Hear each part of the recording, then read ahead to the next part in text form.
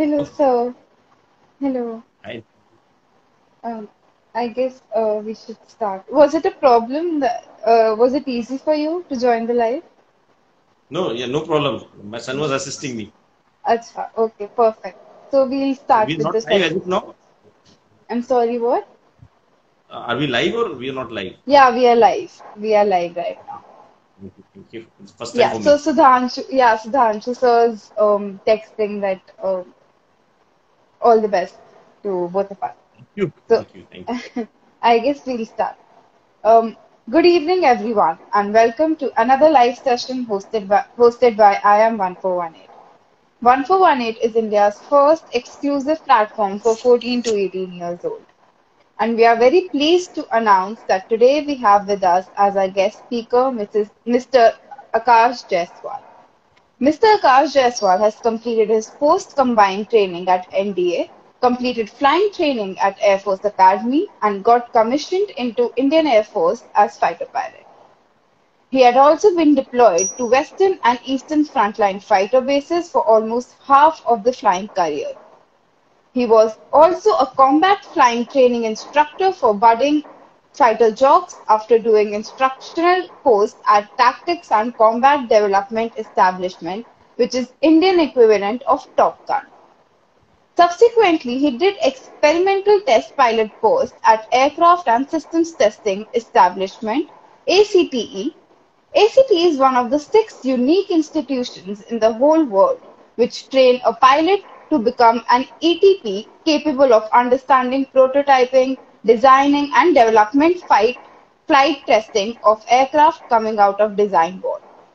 He has nearly 5,200 hours of flying experience on 25 types of aircrafts, including fighters, transports, helicopters, trainers, microlight, and gliders. He did command course at Defence Service Staff College (DSSC) at Wellington, along with defence officers of 35 countries apart from Indian Armed Forces. After leaving Air Force, he joined commercial aviation and now a Boeing 737 captain. Can you please elaborate a bit about your journey of becoming a fighter pilot, sir? Yeah, definitely, Deepali. It's a pleasure joining the young audience, the future of tomorrow. And somehow, deep inside me, there is always, since I'm an optimist, there is always a hope that the future of this world, I'll say, rests with you. I'll not say confined to India only because the way you people are well informed and connected across the globe, it's worth calling ourselves global citizens now. And since you are very well informed and you are aware of what is in store for you, most of the time, I think it's a fantastic opportunity for me, which you have granted me to connect with you and tell you a little bit about fighter flying. And you asked me how did the whole journey started and all. Yeah. Uh, you may have to have a lot of patience when I start my journey from my childhood. So just bear with me for a time, for a while. And It will be anyhow beneficial for the youth. So you are anyhow helping us. so, okay, great. Let's hope so, because we are generations apart, and at times I really feel that it should not so happen that I start boring you guys, and you say, "Okay, come on, yeah, let's go to No, something which no. is more I'll let you know experience." whenever the session's gonna turn boring. Perfect, perfect. Feel free, and it's your show, so you Yeah. can just tell me to change track or whatever. Na. So my journey started. I actually belong to a very small town in Madhya Pradesh, very small place. It's a nondescript town. Not very many people know. And in fact, Deepali, you won't even know. You won't. It's very difficult for people like you to comprehend. In the whole of district, there was not a single English medium school.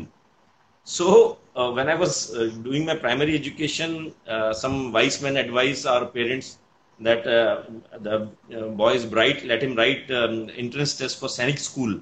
So I wrote Hmm. and I cleared luckily, and I ended up doing my subsequent higher education, schooling and all from Sainik school Riva. And as some of you probably will be knowing that once you are in Sainik schools are primarily made by Government of India to help people orient or align towards defense forces. So one of the primary objectives of Sunny schools is to become feeder for NDA and subsequently Hmm. defense services after graduation as well after finishing the education. So I had to write exam for NDA. There's a compulsion to write, and I wanted to write. There was an aircraft kept at school, which served us as a motivation for us. So my first choice when I filled up the form for National Defense Academy was Air Force. You have to fill up the form well in advance when you are appearing while you are Hmm. in class 12, because this is a tri-service organization, National Defense Academy, Army, Air Force, Navy. They all go combined. They have 3 years training, and thereafter they go to their separate ways. So I chose Indian Air Force, and I was fortunate enough to have that merit to get Air Force. So after NDA, after finishing 3 years in NDA, I did basic flying training at Allahabad, then jet training at Bidar, and then eventually at the end of all this, I got commissioned way back in 1996 in the fighter stream. So just a word, when you get into NDA, it's a combined training. I told you already. Then Hmm. once you come out of NDA, the Air Force training is combined as if now there is no trifurcation from for the fighter stream or the transport stream or the helicopter stream while you are getting trained. But at Hmm. the end of it, by the time you're finishing your full 1 year training, 6 months in a smaller piston aircraft and Hmm. 6 months in a jet aircraft, that's the time the seniors assess you, and you yourself are you give a choice, and depending upon merit and other things, you are given a chance to join fighter stream or transport stream or a helicopter stream. All are good, absolutely good. And I was very fortunate to get into fighter aircraft. So I became a Hmm. fighter pilot. I was sent to Far East to get trained on MiG-21s. So it was a supersonic fighter. So it was a beautiful journey, and life thereafter was absolutely in blues, in fighter cockpits, in eastern sector, thereafter in western sector. Thereafter came the chance to do my instructional course at the Tech D, which is as you rightly covered, Top Gun, because you youngsters are very fond of movies, and Hmm. nobody who doesn't know Tom Cruise, I'll say. So Tom Cruise is the one who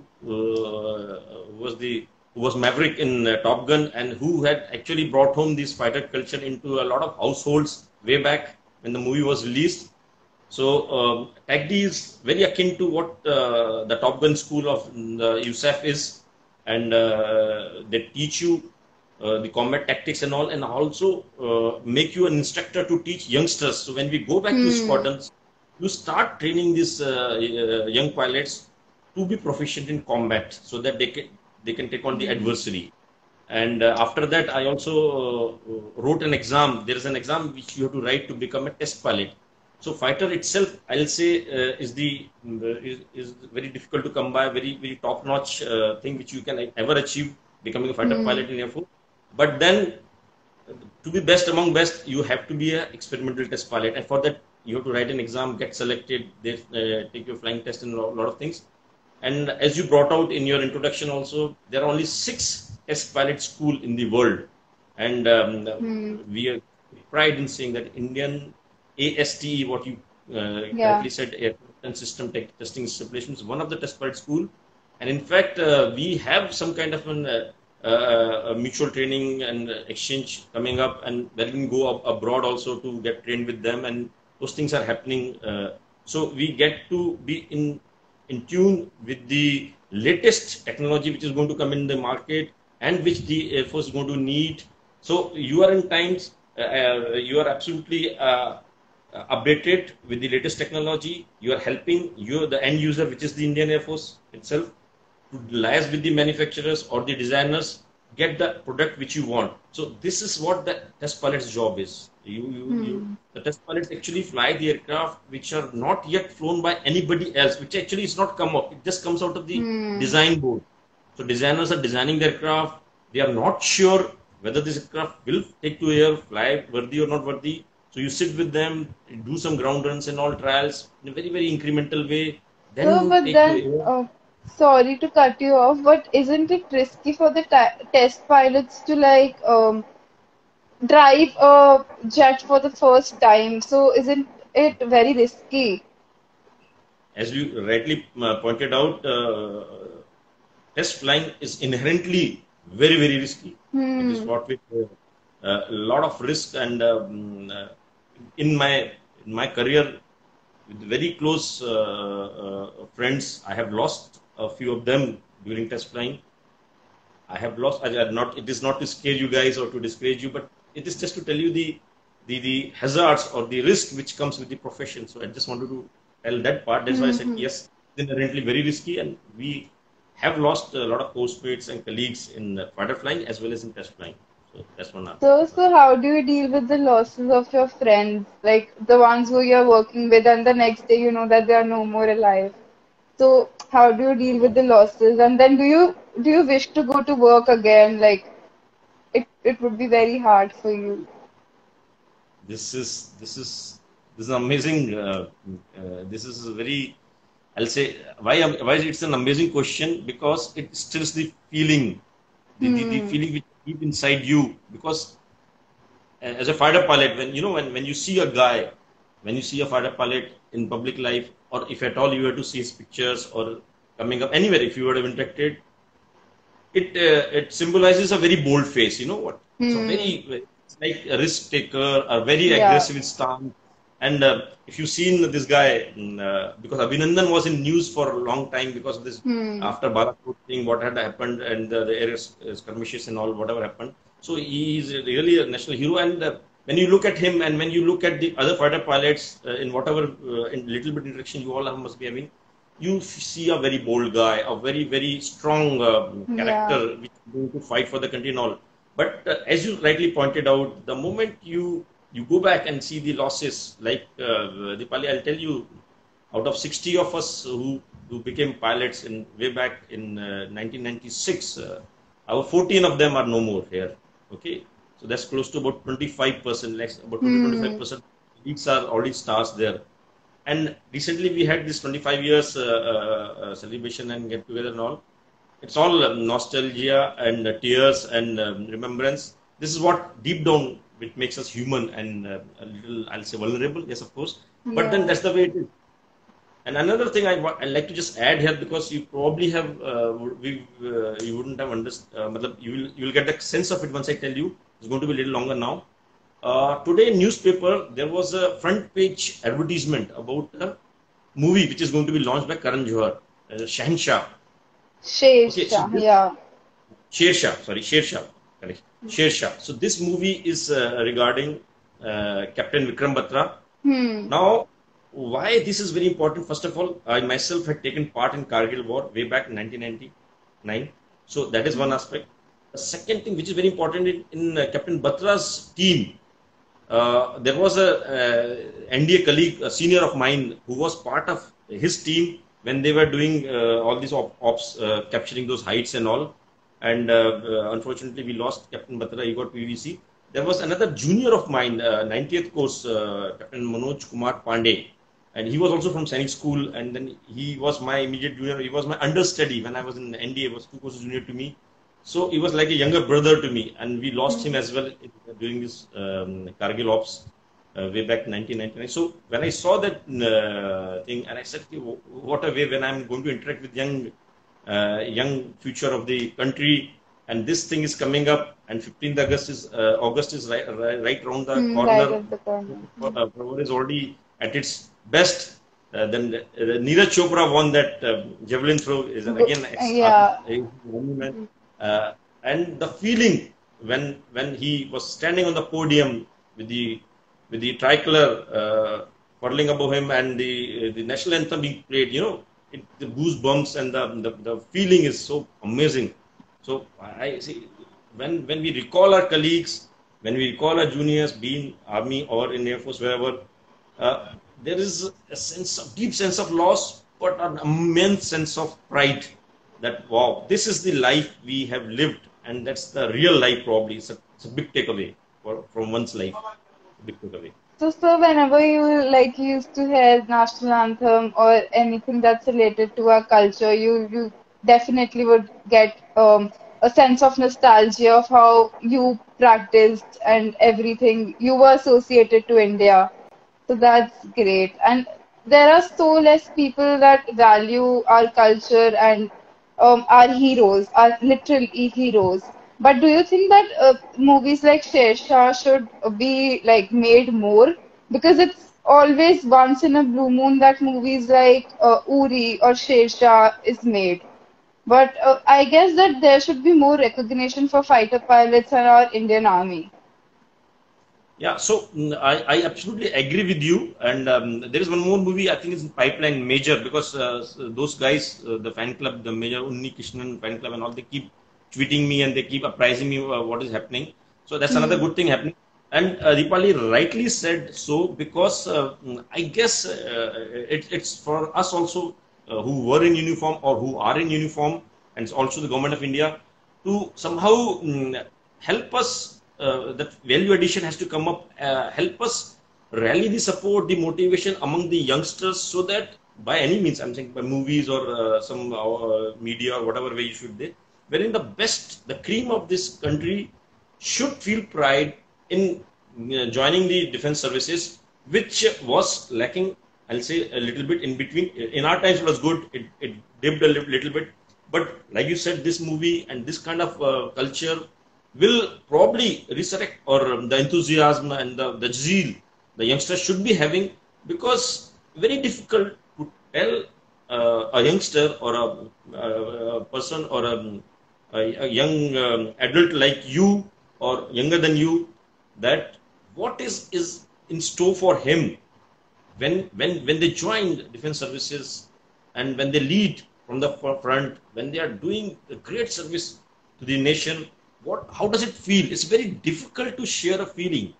So that Hmm. thing unfortunately doesn't percolate down to the youngsters. A lot of them, because of whatever economical security, financial, or whatever you call it, social security pressures, they Hmm. tend to go for cushy jobs. They tend to go for, let's say, people will go for coding and rest of the things. There are much more to life than just securing your daily bread. I'm saying there is much more to life. You got to live that life, and defense forces are the ones which give you that hero life. I get it. So because even in my family, I had a relative. So when I was talking to him, he said that I said that it's too risky to be in army or in air force or something. So he said risk तो road पे चलने पे भी है, but वो होना चाहिए कि adventure का there should be something in you that will distinguish you from the lot. Absolutely, absolutely. And you live once. You must Yeah. remember you live. And another good part, which sorry to No issues. another good part, which a lot of you, or I'll say a lot of us are from privileged class, who have seen well-to-do families and all.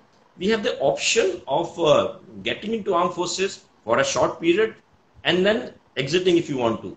So that's also very Hmm. good. There's something known as short service commission also. It's not bad. It's very good, because if you want to see the life, and if you want to continue, then you can always opt for permanent commission, and you can continue to be for 20 years plus Hmm. if you want to be. So I'm saying, if you really want to live that adventurous life, and it's like your calling, you have arrived. If you become a service officer, I'll say you have actually arrived in your life, and it is unmatched, unparalleled. The achievement, the satisfaction is going to give you all your life. Maybe you were for only 5 7 years there in Forge, but then that's going to give you the accomplishment for the whole life. You get salutes whenever you go anywhere. Even our Yeah, teacher used to say that if you go to a small town, being an officer or anyone who's associated with a good ranking post, people will salute you, and that pride you will feel is more than any money or anything, obviously. absolutely, absolutely, I agree with that. That's the So, this brings us to a second question: that what is the criteria of becoming a fighter pilot? Could you just explain it briefly for the viewers' benefit? yeah. So, like in my case, I had gone through National Defense Academy. Hmm. So I wrote an exam while I was in class 12th. So I wrote an exam. I went to NDA. The only option you could have that time, while you're filling the form, is you write either Air Force, Army, Navy. So Hmm. Air Force you write, and if you do well, you're likely to get into fighter stream once you finish your flying training and the Air Force training, whatever happens after NDA. Unfortunately, as if now.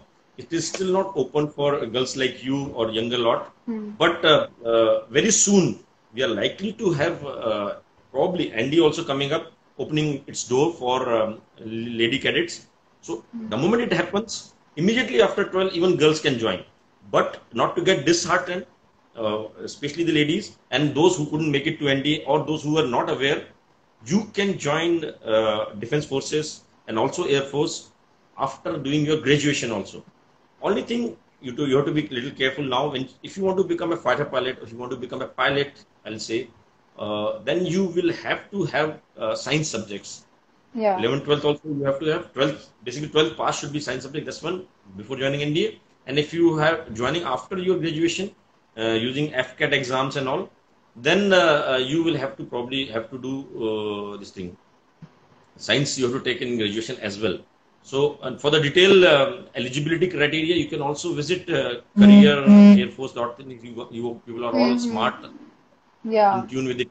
So, you know which is the correct site or the government site, the authenticated site to hit upon to check the eligibility criteria. But in nutshell, that's one aspect. The other thing is, which I want to say is, uh, joining, the way to go and the criteria and all you will get to see in the in the in the various websites or in the newspapers and all. What is more important is the belief or is the fact that it is not difficult to join in Indian Force or any armed forces for that matter and become a fighter pilot. It is not difficult. Only thing which is required is little bit of sincerity towards whatever you have studied in your 9th, 10th, 11th, 12th, because all questions in the written exam for NDA are generally from those sections only. You Syllabus. don't require any coaching, honestly. But if you're not comfortable, you can go for coaching if somebody wanted to go. After you clear your written test, what is more important? It is not only for written test being cleared for NDA, subsequently in FCAT or in our time it used to be CDS, Combined Defense Services Exam or something. After that, again, the more important thing after this initial written test, which is the screening, is the Service Selection Board, SSBs we call it. They are this for 4 or 5 days. For fighter pilot or for becoming a pilot, once in a lifetime test is required. That's called a PABT, Pilot Aptitude Battery Test. So you got to clear it.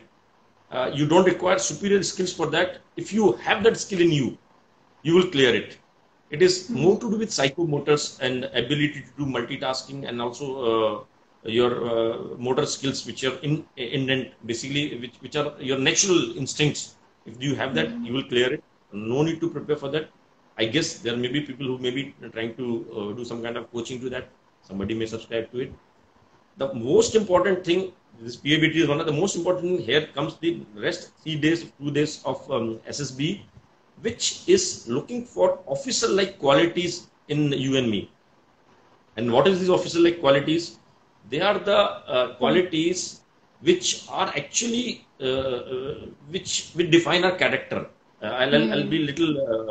I'll give you a holistic view on this global view, because if I start telling you you should speak truth, integrity, and all those things, it will become too mundane. Basically, anybody can read those qualities and you know what is to be done.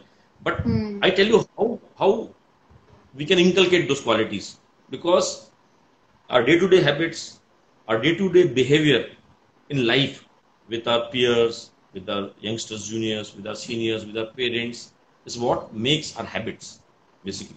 The way we are going to react to any situation. Those habits eventually will make our character. And this is the character which is full of your qualities. Those qualities are within you.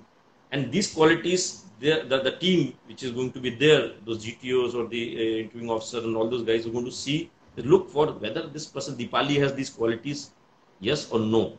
So your only job thereafter becomes in 2-3 days is to tell them, boy, I'm good. I have got qualities where I can mingle with the group. I'm accommodating to others' views, good tasks and all. Or my psyche is okay. When a situation is given to me, I'm morally correct in taking the correct decision, irrespective of my caste, creed, color, or my family, or whosoever is involved. What is correct is correct. Something like this. So general uprightness. So if you have that in you, normally nobody requires any special preparation. So your day-to-day life, you should define, you should make yourself available to do best in life. And being getting into armed forces is just a piece of cake and cakewalk. Just because you're good inherently.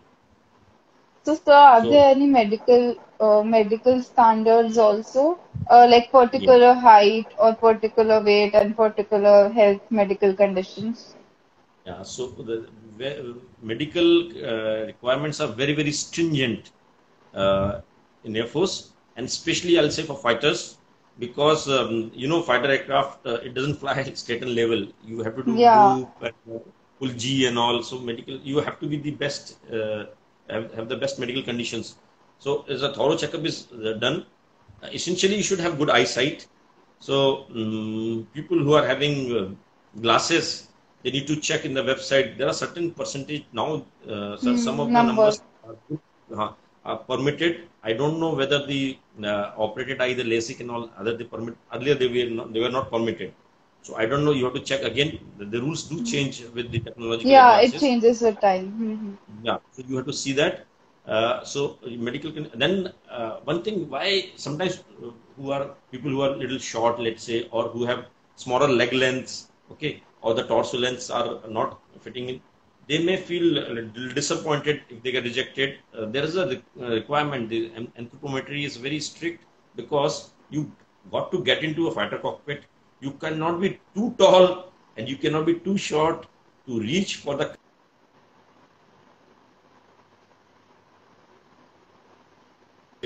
like in vehicles also you have seat. You know? So similarly, the rudder pedals position can be put forward and pushed back. There's a limit to it. So accommodate things, and it is a cramped cockpit. Fighter cockpits are not basically very luxurious space to accommodate a pilot. Okay, you got to fit in somehow, and especially in Russian aircraft, and got to fly. So that is why there are stringent anthropometric measurements, body measurements, wherein you have to fit into that. That's one. And eyesight, of course, has to be good. Yeah. And there are other physiological requirements which we sometimes we are not aware that our body is not meant for this job.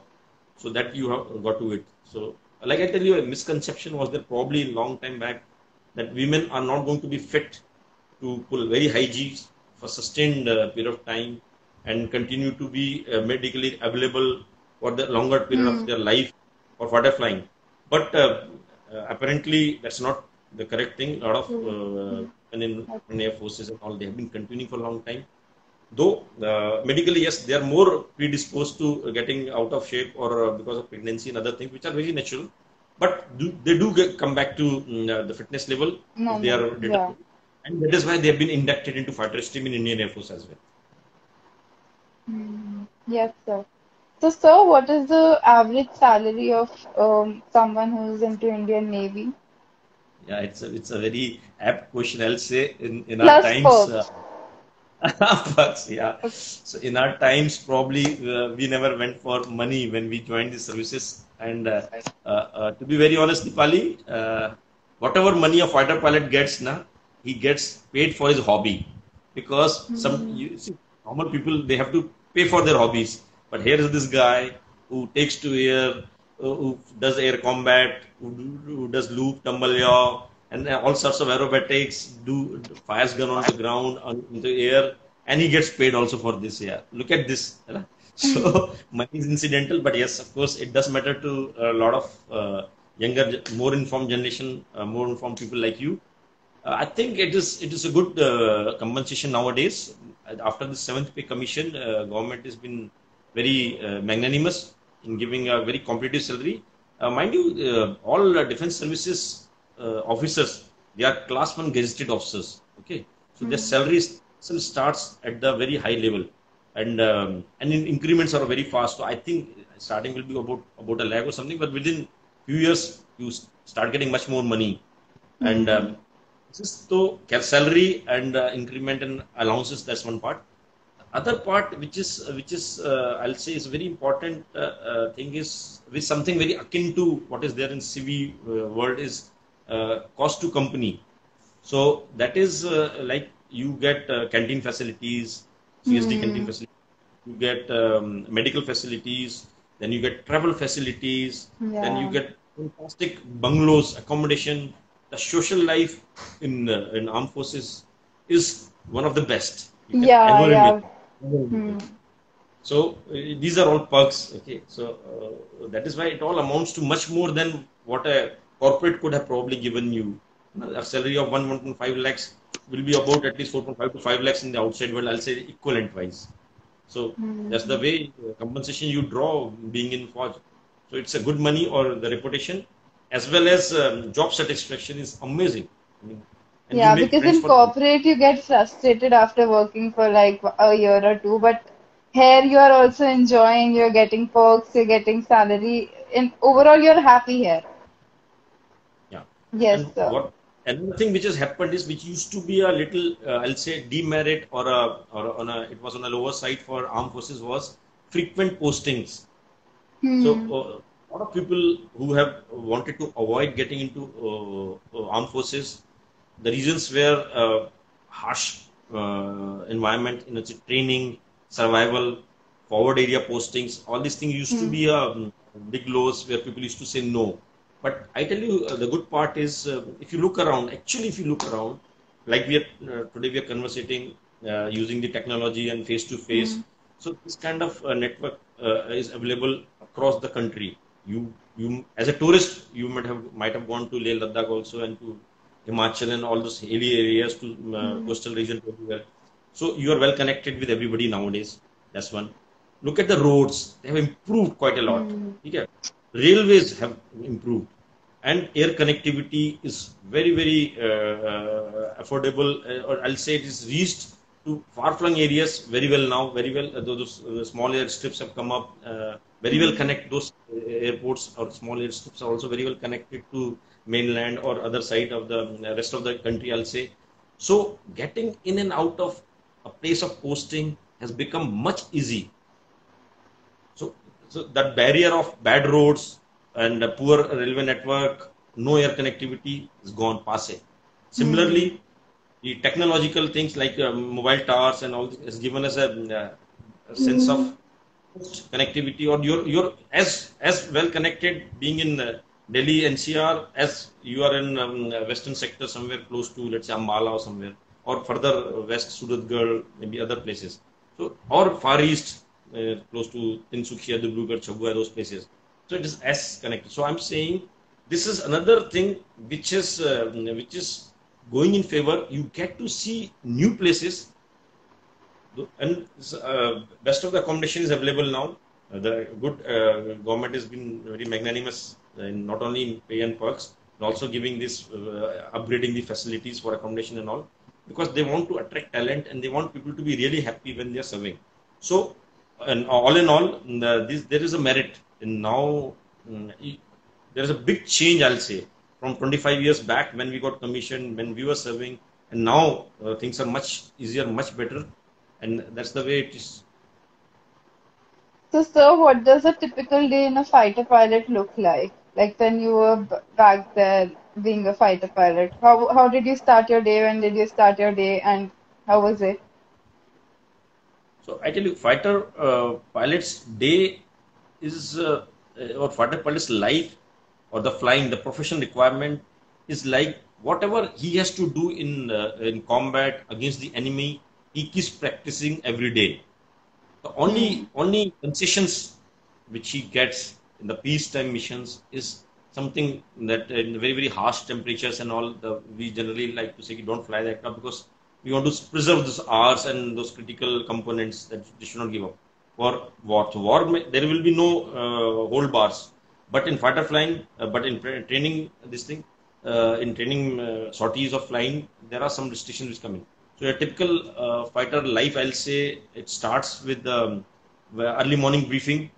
Why early morning? I said if you want to beat the temperature and the fatigue subsequently to the machine and to the crew. So early morning you fly.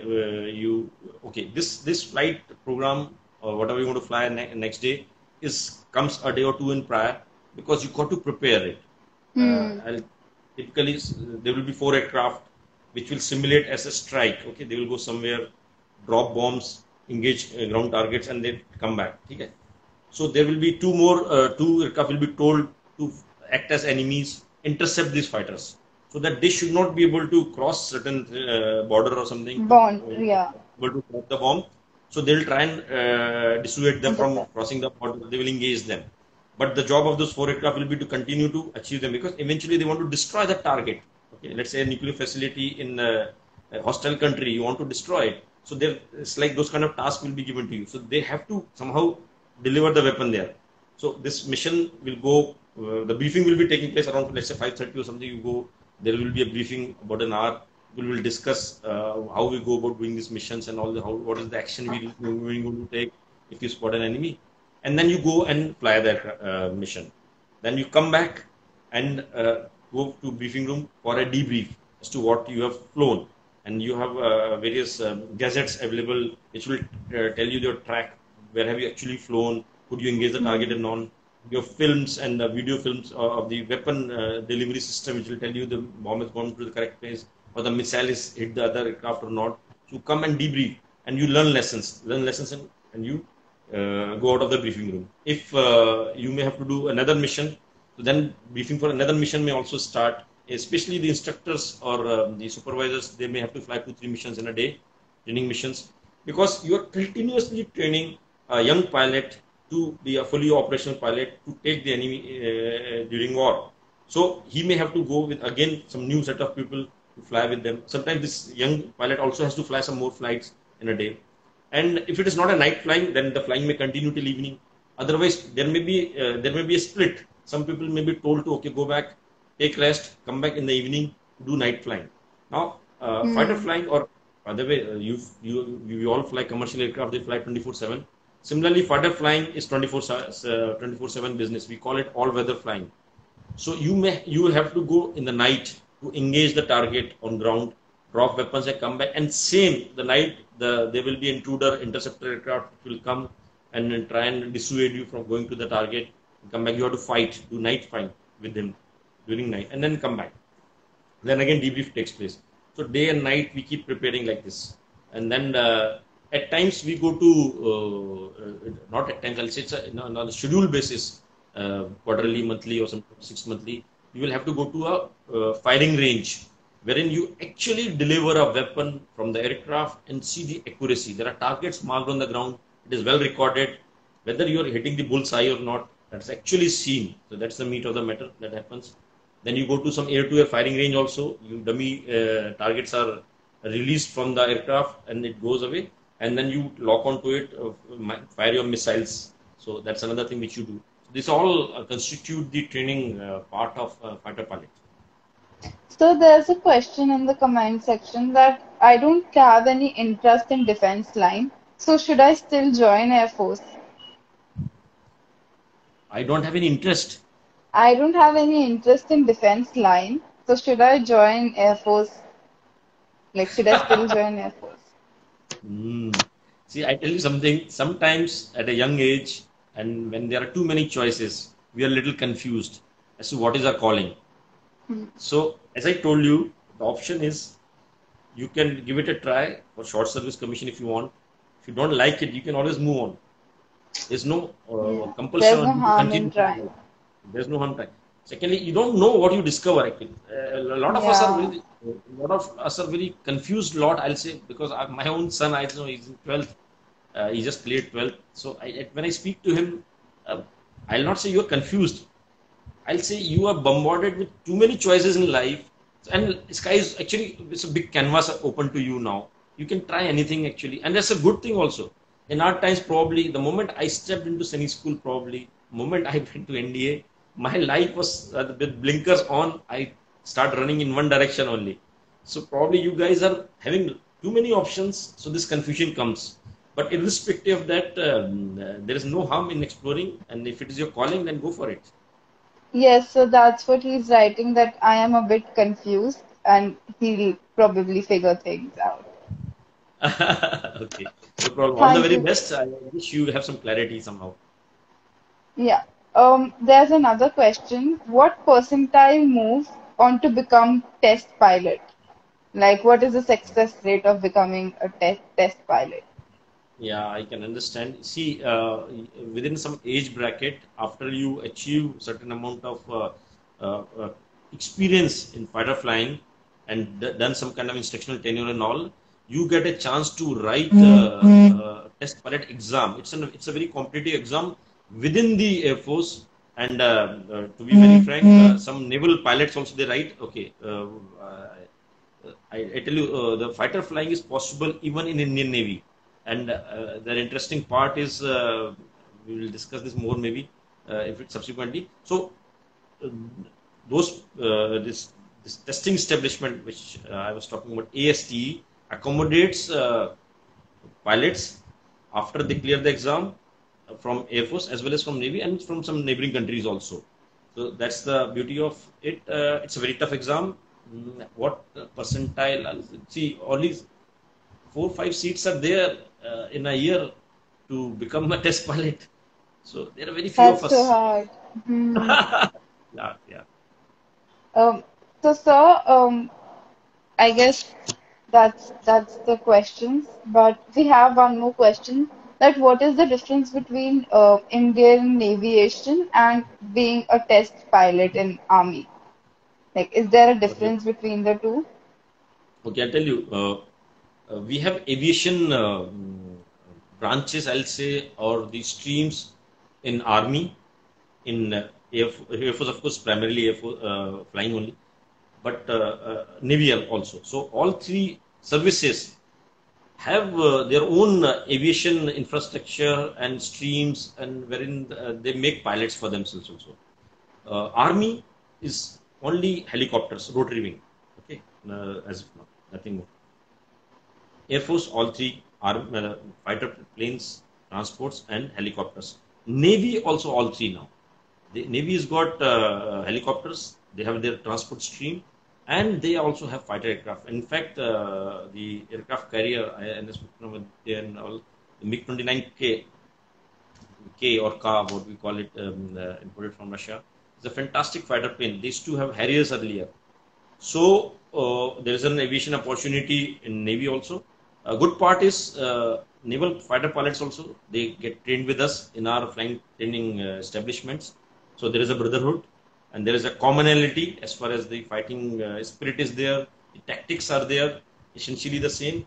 In fact, they also do the instructional courses with us only in our institutions where we are made instructors. They also join us to become instructor and they teach naval pilots when they go back. So a lot of things are common. As an Indian Armed Forces, I'll say the aviation as such is very common. But Navy, the one thing which stands out in bar or in crew room, we call it in crew room and all, the discussion, the naval fighter pilot will always try to say, I am one up by saying that, you see, I land on a moving deck of a carrier. So that carrier deck is moving and I got to come and make an approach and land, and it has to be one approach only. If you mishandle it, there have been numerous ejections where pilots couldn't land and they have to eject because that's a very small strip. You got to stop the aircraft, engage at an arrestor hook or whatever the ski. So all these things are that at times they tend to say that, oh, my this thing is better, but then it's all between the fraternity. We keep pulling each other's legs. It's challenging and it's good and equally challenging, I'll say, because once you take to air and then do combat, it's the man behind the machine which counts. The most Yeah. best. So, sir, this brings us to the last question of the session. What advice would you give to people who want to become a fighter pilot, and what advice would you give to the youngsters of today? What advice I'll give it to youngsters of today? Okay, Dipali, I feel quite honestly, you guys are way ahead of us as far as the assimilation, or I'll say the exposure to information is concerned. Okay, you guys get too much information from too many sources, and you're very well informed, Hmm. and it shows in your maturity, in your behavior. I feel you people are well informed, better informed, more equipped. But what I feel is you all should, it should come from within. You should take it as a sense of responsibility, a gratitude that we are privileged to have this kind of environment, this kind of information. So what is my duties as a response to these privileges which I'm getting? The first thing I told you, and those things are good habits which eventually make good character. So because the nation needs a very responsible citizen tomorrow, and not only nation, I'll say the Yeah. whole world, global citizens have to be responsible. You cannot waste your time only on gadgets, only on things which are giving you instant pleasures and just while sleeping away to glory, not exploiting the opportunities you're going to get out of this information and everything. So you got to use it. You got to become a good human also. You got to be very responsive to the person who's have empathy for a person who may be needy. Because I feel a lot of young people are oblivious to others' needs, others' requirements. They could be financial, physical requirement, anything. So, I mean, if you see a guy begging in the street, a very poor person, I some feel there is a or lack of gratitude to the society.